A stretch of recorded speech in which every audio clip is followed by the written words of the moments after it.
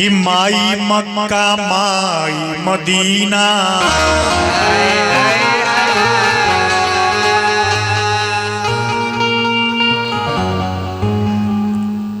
माई मक्का माई मदीना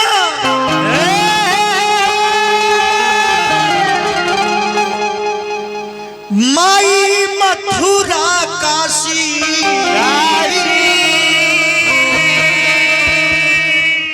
अजय माई के करी न सेवा धर्म कर्मो सब नासी।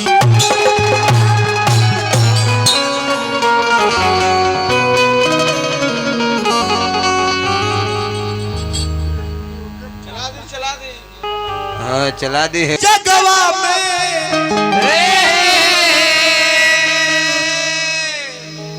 अरे मिठाई ना होई हो अरे मिठाई ना होई तो केहू अरे केतनो दुलारी बाकी माई ना होई केहू केतनो दुलारी बाकी माई ना होई केहू केतनो दुलारी बाकी माई ना होई। और श्रीमती गिरजा दीदी जी जन अपना फुआ की अंतिम विदाई में देखिए आशीर्वाद आइल बा हमरा तरफ से बार बार प्रणाम बा भगवान से निहोरा बा ये श्रद्धा भाव हो सुरेश भाई यह निवेदन बा यह निहोरा बा क्यों दिवंगत आत्मा के शांति प्रदान करी अपना चरण में स्थान दी।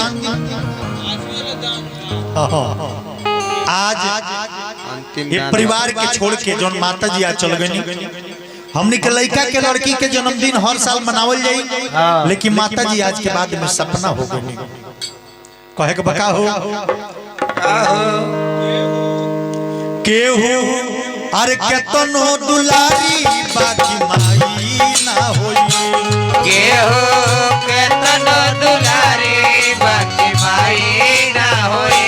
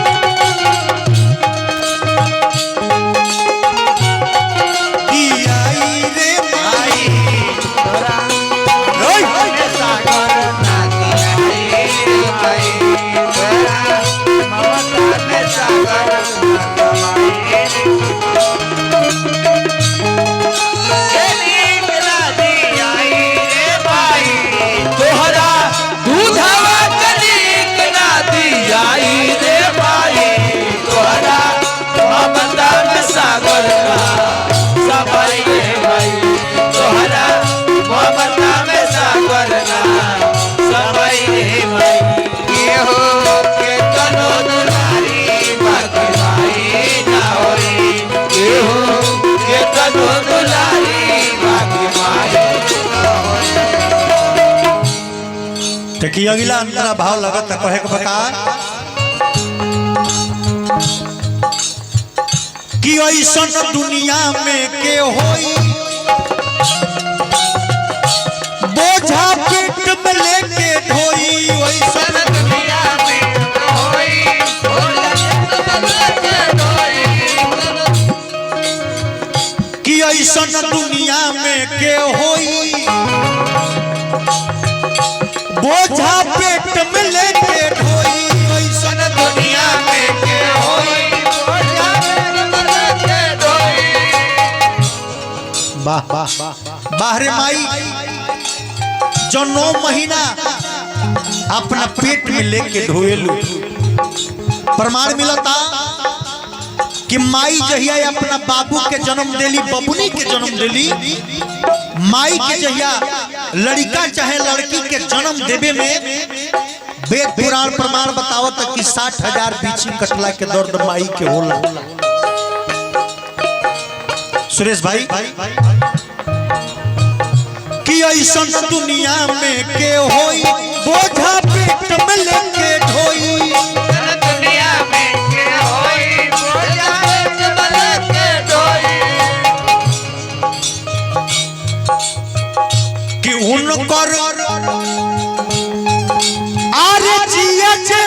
खइबो तो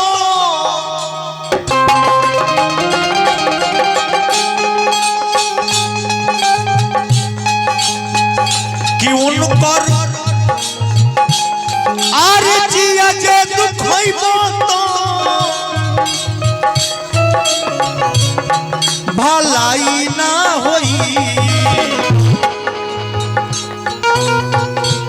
केहू केतनो दुलारी बाकी माई ना होई केहू केतनो दुलारी बाकी माई ना होई केतनो दुलारी बाकी माई ना होई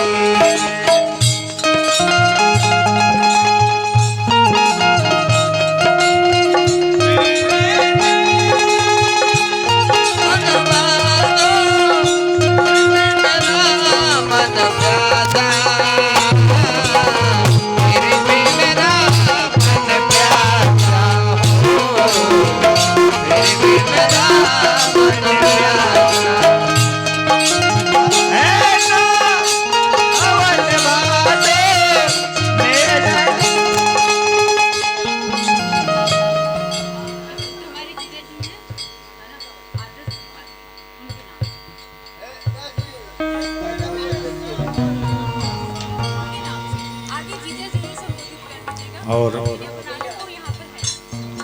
अच्छा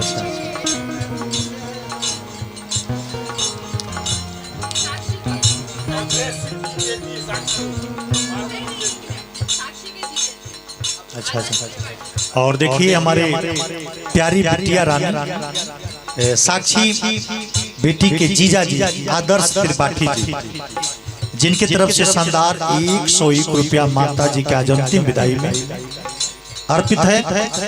मैं यहीं से बहुत बहुत स्वागत करना चाहता हूँ, धन्यवाद देना चाहता हूँ कि माता जी की विशेष कृपा अनन्य कृपा पूरे परिवार के ऊपर बनी रहे और यही धन्यवाद।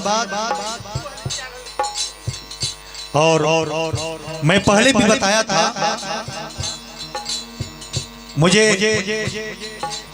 आज के दौर में हम लोग बड़े से बड़े आज पूरे भारत बड़े से बड़े शहरों और महानगरों में बड़े से बड़े मंचों पे हम लोग आज कार्यक्रम के दौरान देख रहे हैं जा रहे हैं।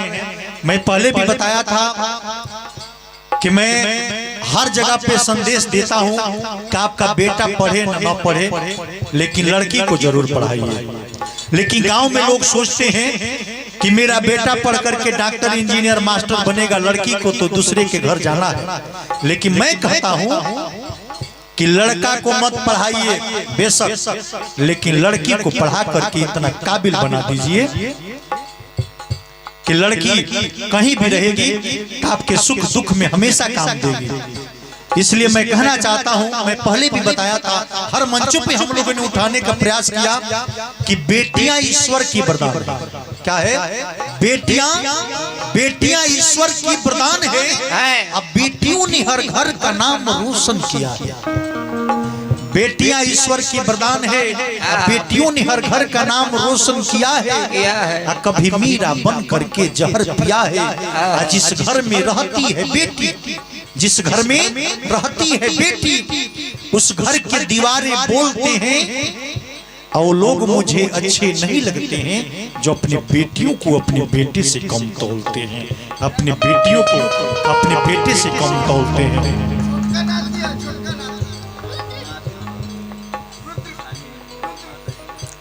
माता जी के नातिन पतो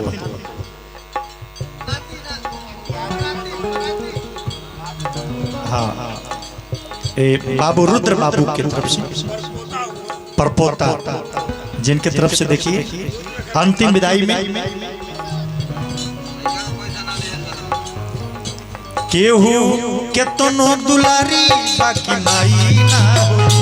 केहू केतनो दुलारी रुक जा पूरे परिवार सब लोग इकट्ठा बा। भैया थोड़ा 2 मिनट का समय दे दीजिए, उसके बाद आप लोग जाइएगा। वो भी भैया कहाँ हैं, उनको भी बुला लीजिए।